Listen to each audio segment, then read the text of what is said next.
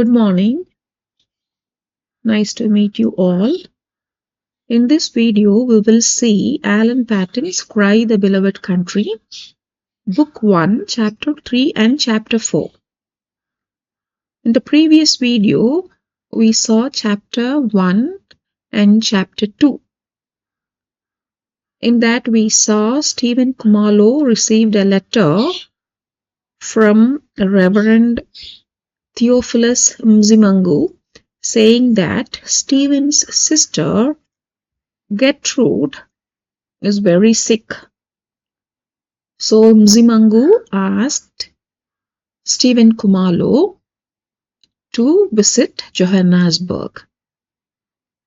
So chapter 3 is departure from Ndotshini. So we saw how they collected money from the tin. They totally saved 12 pounds, 5 shillings and 7 pence. And not only that, in a post office book, they had 10 pounds. So he took all the money.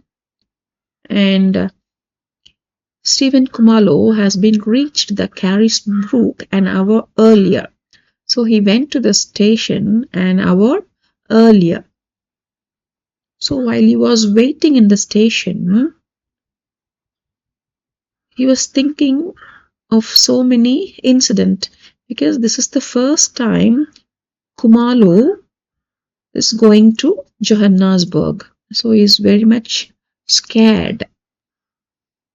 So first he thinks of the wife of Mbansa of Ndotshini who had gone to Johannesburg when Mbansa was dying. So Mrs. Mbansa visited Johannesburg when her husband was dying. She saw her 12-year-old son Michael killed in the street. So the boy stepped out into the street in excitement. The lorry crushed the life out of her son. So this is the first thing Mr. Stephen Kumalo remembers while waiting for the train. He is afraid to cross the roads. So 12-year-old Michael was killed in the street while trying to cross it. Next, now the train reached the station. Kumalo climbed into the section for non-Europeans. And a man helped to carry his bag to the station, asked Kumalo for a favor. So what is that favor? Sibako's daughter worked for the white man named U. Smith in Issapo. When U. Smith's daughter got married, she moved to Johannesburg. And Sibako's daughter went with them to work. So she also moved to Johannesburg. So the person who helped Stephen giving the address, saying this is the address. Sibako has not heard anything from his daughter for the last 10 to 12 months. I hope you understood. So Stephen Kumalo is sitting inside the train. The person who helped to carry Kumalo's baggage asked him a favor. What was the favor? So there is a man called Sibako. Sibako's daughter was working for the white man U. Smith. U. Smith's daughter got married and she moved to Johannesburg. So Sibako's daughter also went to Johannesburg to work for them. But for the last 10-12 months, Sibako didn't hear anything from his daughter. So he is much worried. So when he heard that when Stephen Kumalo is going to Johannesburg, he asked help to find his daughter. So he got the paper from the person and the address says Springs. So Kumalo says that Springs is not in Johannesburg, but I'll do what I can. So he assured that, okay, let me see what I can do. Then Kumalo had a doubt. Why Sibako didn't come and ask himself? Why didn't he come and ask himself? So the person who helped Kumalo says that he was afraid Umfandisi. Umfandisi means priest. Because Sibako is not of our church. Because Sibako didn't belong to our church, so he is very much afraid to talk to you. That is why he didn't come and ask for the favor. Now the journey had begun. Kumalo had many fears. What are the fears? The fear of the unknown, the fear of the great city where the boys were killed crossing the street, the fear of Gertrude's sickness, deep down the fear of his son, who is his son Absalom. So he got so many fears. And now he reached his pocket for his sacred book, that is Bible, and began to read it. So that is chapter 3. Now chapter 4. Chapter 4 is arrival in Johannesburg. So here many descriptions in what are all the places they crossed. The train traveled. From Isapo, the train climbs up into other hills, the green rolling hills of Lufofa, East Wales, and Donnybrook. So these are all the names of hills. So they may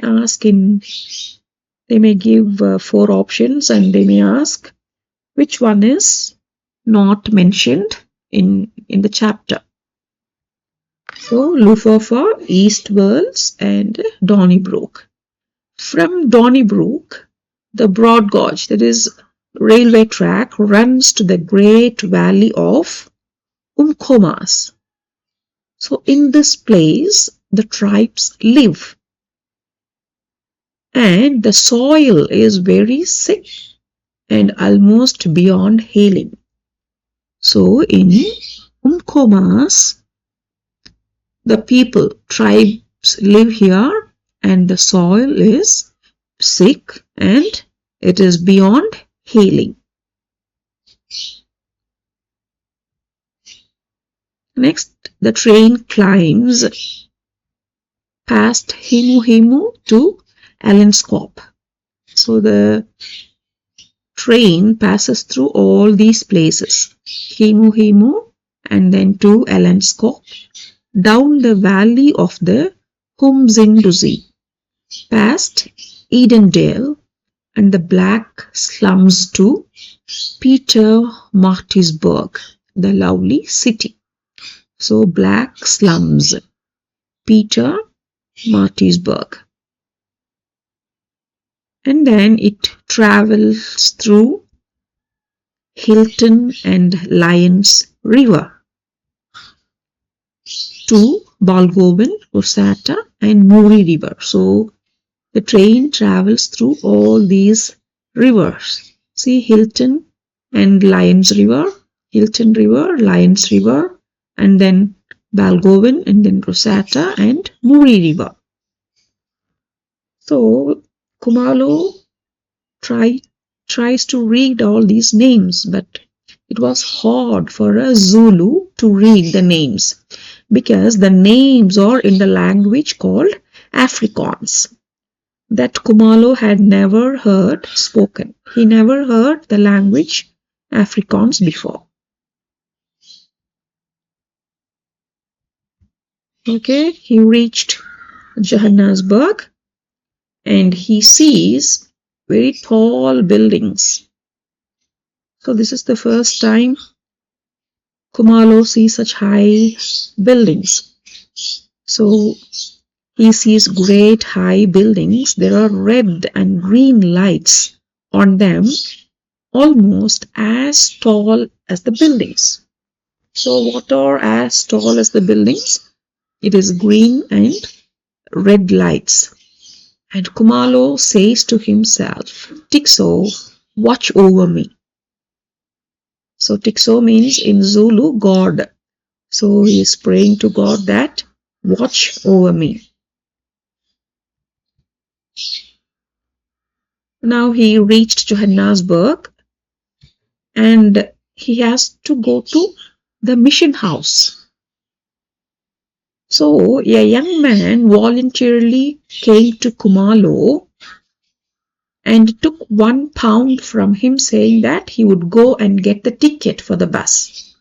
And he asked Kumalo to wait in the line.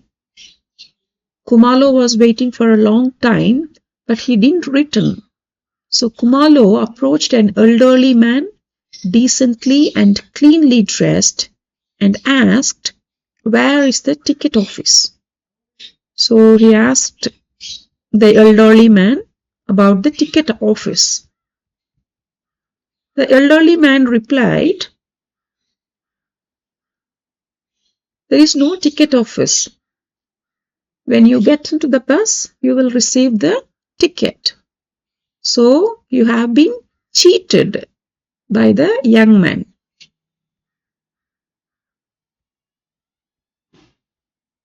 See, he replied that you get your ticket on the bus. There is no ticket office. You have been cheated. Next, the elderly man introduced himself to Kumalo that he is an Anglican. And he went to the mission house with Kumalo. So he helped Mr. Kumalo to go to the mission house. So they reached the mission house and knocked the door. A young tall man in clerical dress opened the door. He is Mzimangu. His full name is Theophilus Mzimangu. Next, Mzimangu introduced the elderly man who brought Mr. Kumalo to the mission house. His name is Mr. Mafolo.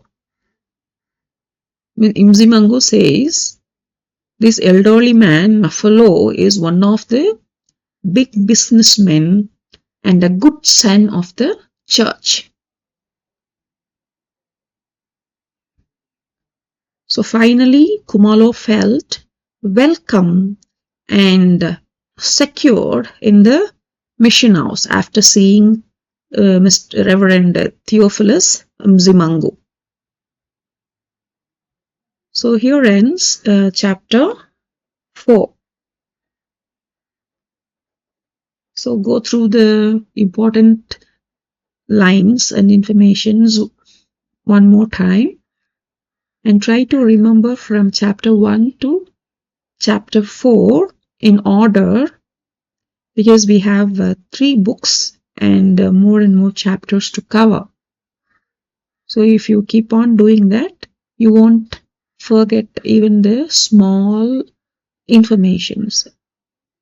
It will be easy to remember. Thank you for watching. We will meet in the next video.